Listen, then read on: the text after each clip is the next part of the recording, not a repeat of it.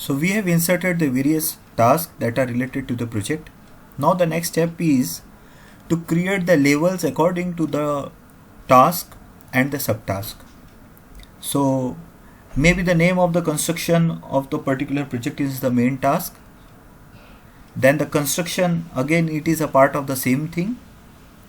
Preparatory works is again related to the main part of the construction of project. So what we will do is that we will select this particular activity, preparatory work, and then we will create the label by on this particular tab. By clicking on this particular tab, this is called as indent. So we have indent the preparatory work. Now in the preparatory work, as you can see, the remobilization is considered as a part of preparatory work. So again I will select this remobilization. I will go to the indent tab. I will click it once.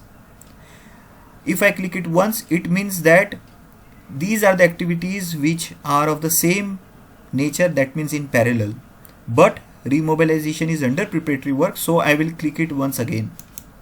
So now you can see over here preparatory work, and under it is the remobilization of contractor. Then we will consider the substructure work. As you can see, the substructure work comes under the part of construction only. We need to indent it first. Now this is coming under the construction, and then whatever the activities which are coming under the substructure work, we need to insert it.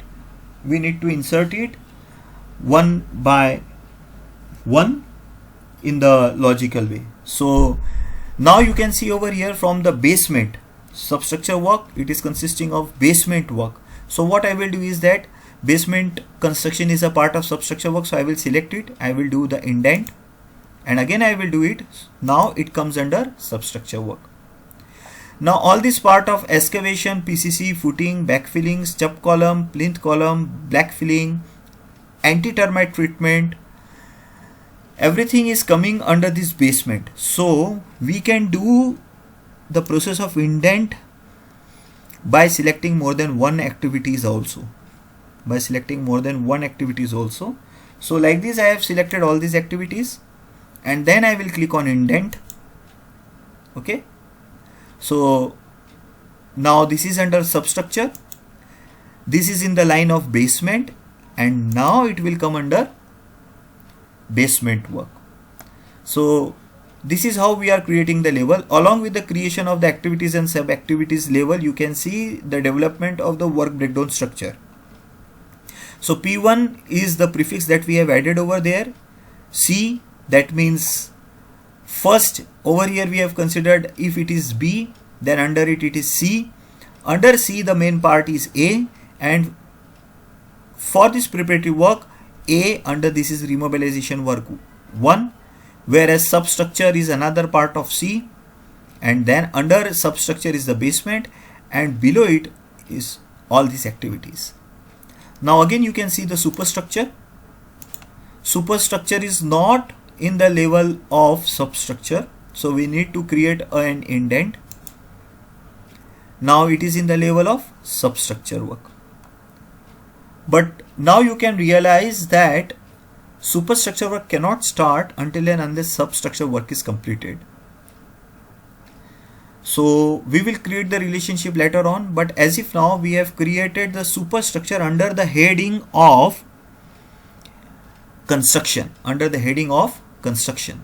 So if by mistake you think that you have done the indent, you can also do outdent.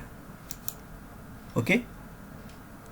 Now the various activities which are coming under the superstructure, say for this column work and the brick work, column work for first floor, column work for second floor, maybe the brick work, or we can keep this brickwork and the plastering aside. So we will consider these two activities and we will create indent. Then again we will consider these activities. Another activity may be the plastering, wall finishing and other finishing work, and we can do the indent. We can even move ahead and consider the various activities, maybe up to the floor finishing. Everything comes like till this part. Actually all these part are coming under the superstructure work. So we have selected all this part and then we have created the level of indent. Now you can see over here the landscaping work, then the site infrastructure development work. So site infrastructure development work, we can create an indent level. Yes, we can create it by selecting it and then creating the indent level. You can see over here these activities are coming under site infrastructure development. So we will consider these 3 activities and then again we will indent it under it. And then the last is application for the occupancy certificate. So this is how we have created the various levels of the activities. Now sometime if you feel that you have created the wrong level, so you can even indent and outdent it later on. So now we have again created the level. Now notice over here the duration for each activity is as if now 1. The next step is to assign the duration.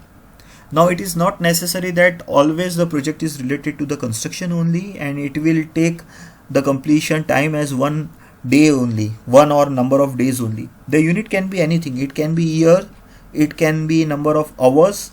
So how to change the duration? For that you need to go to the tool, then go to the options. Once you click on the option, you can see this window. In this window you can see this schedule, and under this schedule you can see it is written duration is entered in days. By default it is days. We can convert it into minute, hours, days, weeks or months. So since the construction project is there, we will consider in days only. Work is entered in hours and the default task type is fixed unit. We will click over here as OK. So this is how we have created the levels, or we have defined activities and the sub activities within it. Now even we have discussed about changing the unit of the particular activities. So this is the base part of inserting the activities and creating the activities. The next part will be related to inserting the duration for the activities.